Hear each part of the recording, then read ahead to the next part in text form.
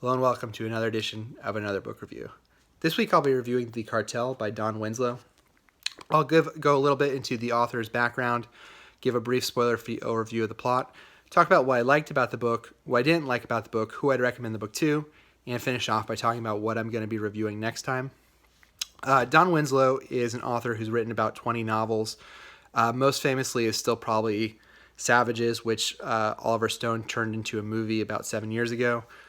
This book, The Cartel, is the middle book in a 3-book series, and that series, the trilogy, will be made into a FX television series. It's ongoing. I'm not sure when it's going to be coming out, and I picked this up not knowing it was the second book.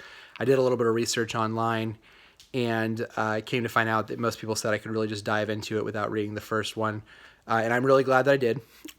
What the book is about a DEA agent who comes out of retirement in order to try to capture a narco kingpin after he escapes from a Mexican prison. And the book follows their kind of cat and mouse game for about 6 years.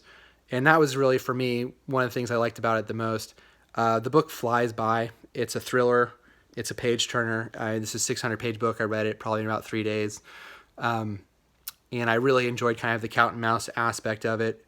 The DEA agent had certain tools at his disposal, and the narco kingpin had certain tools at his disposal, and they were both trying to find ways to kind of kill the other person, and just kind of watching that kind of progress over time. I really enjoyed the characters who are really side characters in the book, and I've seen this book compared to a Game of Thrones, and in some ways I see that comparison because it's not only is it about kind of this cat and mouse game between the DEA agent and this drug kingpin, but it's also about the families of the kingpin and how they fit into this world. And there's a lot of really memorable characters. And as you can imagine, in this world, there's a lot of violent deaths. I don't think that's a spoiler to say there's a lot of death and violence in this book. And so if that's not something you kind of can read and process, it's going to be a difficult book for you.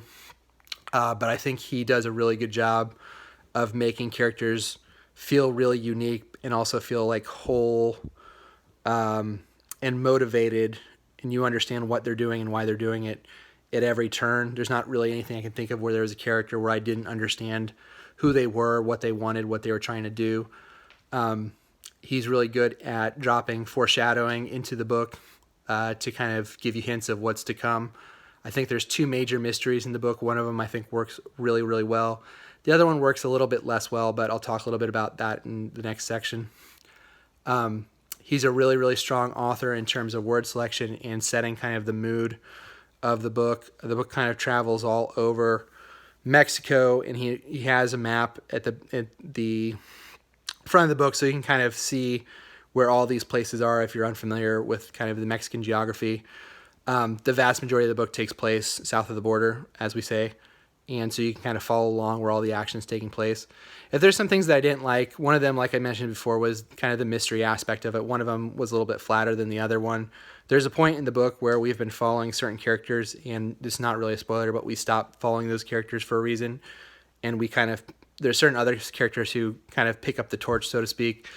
And that one felt a little bit, I like both sets of characters, but it did feel a little bit like almost 2 halves of one book instead of being one complete book. And the other thing is just because there are so many characters and there's so many families, it would have probably been nice to have had some kind of like character glossary similar to the Game of Thrones books. Actually, if you read the Song of Ice and Fire books, they all have, I don't know if they're called character glossaries or what that's referred to, but you can kind of pick out who is who. So like a family tree or something like that would have been really cool.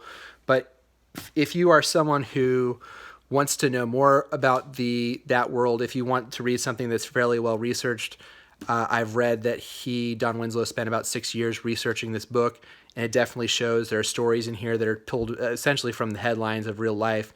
They sound like they're crazy and unbelievable, but they're in fact true. And he kind of put all these into a really propulsive, really strongly written book. I highly recommend this to everybody. It's a short new year so far, but it's probably the best thing I've read. It is the best thing I've read this year. So I recommend that to everybody. Again, it's a very mature book, and so if you have a hard time reading about violence and really all kinds of violence, it's going to be tough. I guess the only other thing I would say Don Winslow has a very kind of clear political point in this, and if you are someone who doesn't like politics and fiction, I don't think there's anything in here that would necessarily drive most people away. But if you are someone who just likes no kind of political positions, in his writing, he kind of has a clear political position. And so just be mindful of that going in. But that's, again, The Cartel.